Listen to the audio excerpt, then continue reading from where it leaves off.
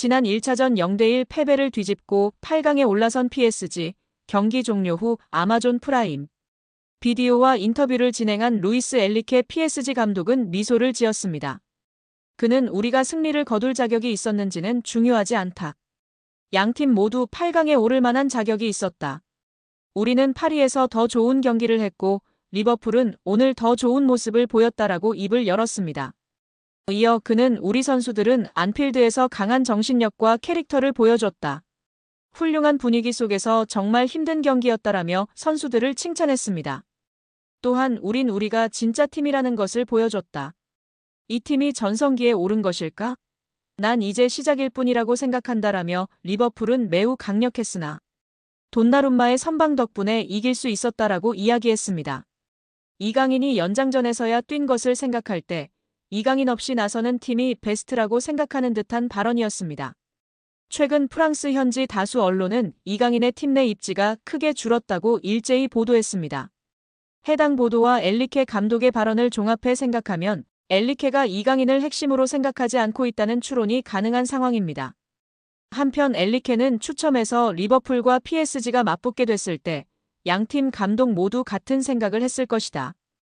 유럽에서 볼 수 있는 최고의 경기 중 하나가 될 것이다라고.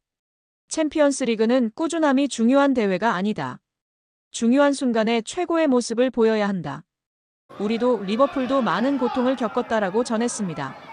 여기에 프랑스 매체 풋메르카토는 PSG는 대단한 성과를 만들었다. 이들은 지난 12일 유럽축구연맹 챔피언스리그 16강 2차전에서 리버풀을 1대0으로 꺾고 승부차기 끝에 8강 진출에 성공했다. 이 2경기 동안 인상적이었던 건 엔리케 감독의 선수들이 보여준 밝은 표정이었다. 엔리케 감독은 최근 몇 달 동안 정기적으로 비판받았다. 다니엘 리올로 언론인도 마찬가지였다. 하지만 리올로는 자신의 의견을 바꾼 거로 보인다고 했습니다. 매체에 따르면 리올로는 자신이 출연하는 프랑스 방송 애프터풋을 통해 천재적인 아이디어는 이제 없다. 모든 것이 명확하다. 엔리케 감독은 심지어 교체도 천천히 한다. 그의 팀은 완성됐다. 이것은 미친 일이라고 했습니다. 리올로는 엔리케 감독의 전술을 두고 천재적인 아이디어라며 우회적으로 비난했는데 이 발언에 대해 철회한 거로 보입니다. 리올로는 이어 PSG가 시작한 방식은 지난주와 같았다.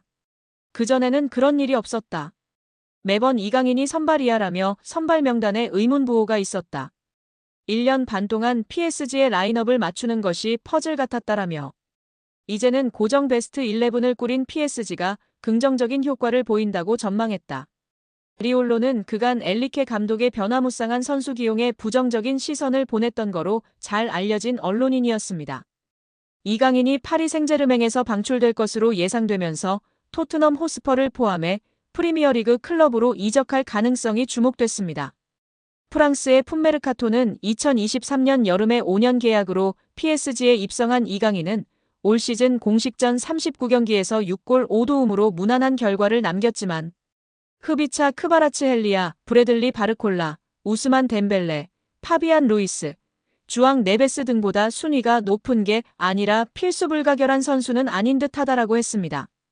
이어 다음 행선지가 궁금하지만 이미 프리미어리그의 토트넘, 아스널, 뉴캐슬, 유나이티드, 맨체스터 유나이티드 등의 관심이 보도됐다며 PSG가 요구하는 이강인 이적료는 4천만 유로 약 630억 원으로 여겨진다라고 덧붙였습니다. 이번 시즌 이강인은 39경기에 출전해 6골 5도움을 기록 중이지만 교체 출전이 무려 17번이나 되면서 주전 자리를 꿰차는데 어려움을 겪고 있습니다.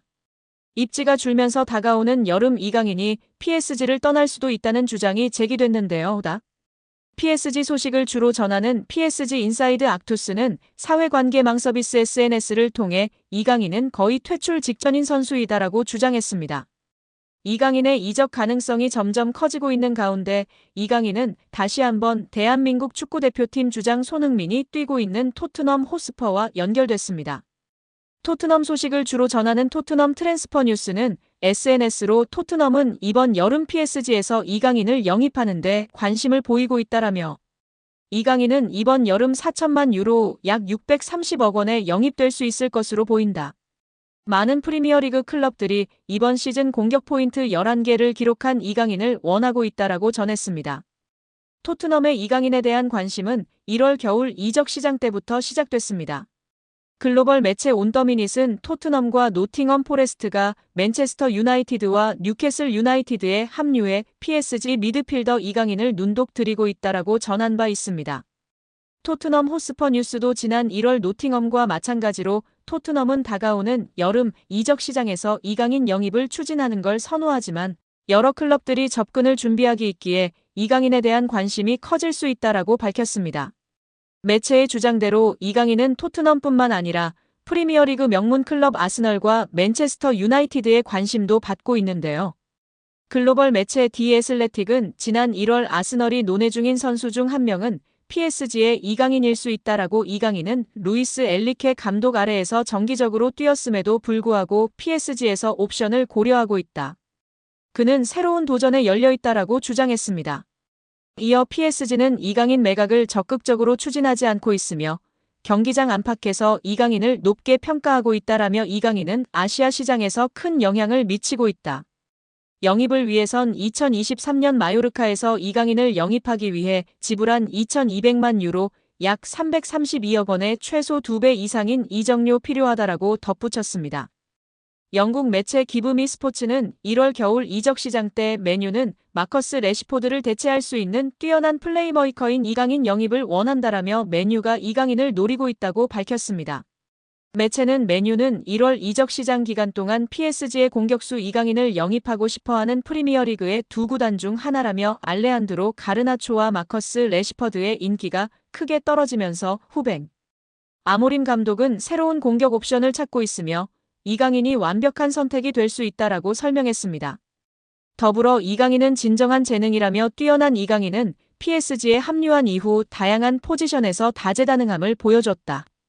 그는 공격형 미드필더로 뛸 수 있는 것은 물론 측면에서도 뛸 수 있어 여러 역할을 커버할 수 있기 때문에 아모림 감독의 시스템에 완벽할 것이라고 했습니다. PSG가 공식 홈페이지를 통해서 루이스 엘리케 감독, 아슈라프 하키미, 비티냐, 누누 멘데스의 재계약을 발표했습니다. PSG는 우리는 엘리케 감독과 2027년까지 계약을 연장했다. 하키미, 비티냐, 멘데스는 2029년까지 재계약을 체결했다고 전했습니다. 이번 재계약으로 PSG는 대부분의 핵심 전력을 2028년 여름까지 보유할 수 있게 됐습니다. 주전급 자원 중에서 2028년 이전에 계약이 종료되는 선수는 2026년에 만료되는 잔루이지 돈나룸마와 2027년에 끝나는 파비앙 루이즈뿐입니다. 두 선수를 제외한 주전급 자원들은 모두 2028년 혹은 2029년까지 PSG 선수로 뜁니다. 이강인은 2028년까지 계약된 선수 중 하나입니다. PSG와 재계약을 체결한 세 선수의 중요성은 말로 다 설명이 불가능할 정도인데요. 풀백의 중요성이 날이 갈수록 중요해지는 현대축구에서 하키미와 멘데스를 잡은 건 매우 크다는 평가입니다. 하키미는 지난 시즌부터 유럽 최고의 풀백으로 인정받고 있으며 멘데스는 부상을 털고 돌아와 PSG의 왼쪽을 탄탄하게 지켜주고 있습니다. 핵심 미드필더인 비티냐도 마찬가지인데요.